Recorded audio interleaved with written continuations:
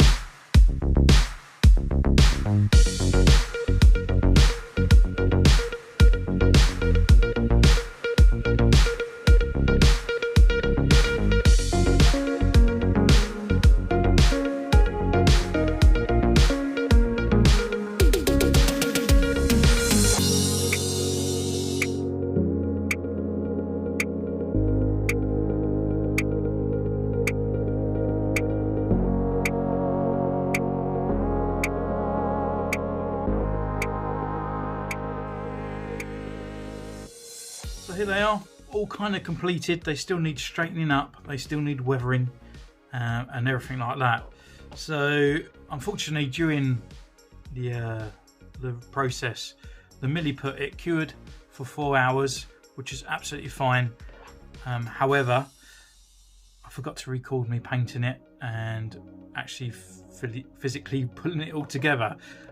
So what it was, it's just basically with this kind of elastic, just put around the actual figure itself, and then using parts of milliput. So this is some other parts that I have here. It's a bit thicker than it should be. Always let it cure for about an hour beforehand. So what I was just doing while it was on the figure, I was pressing it down on there, just letting it set. I actually used this part of the elastic on the other side to give it actually the detail by just layering it over the top and pressing it down, and just leaving it over the top on that for 4 hours. It does come away from the elastic. It's not a great kind of bonding kind of material, but that's where you need to use the Loctite to put it into place, and that'll keep it on there. And then just paint it over the top, and then you've got something like this. I have got a small crack down here somewhere, but it's fine. The paint covers it and it's all hard and in place. So those guys absolutely completed and finished. So I'm going to go away, weather them up, and we come up to you with an actual review and put on with their Commander Fire as well, and baby, well, not baby Yoda, just a little bit of an older Yoda than what we know. So thank you once again for joining me on this one. I hope you enjoyed this new kind of camera angle. I'm going to see how it works out. If not, I'll go back to the old way or whatever. And thank you so much. You can comment down below, you can follow me on Instagram, and you can subscribe so you can see the review when it drops. So until next time, take care, and I'll see you soon. Bye.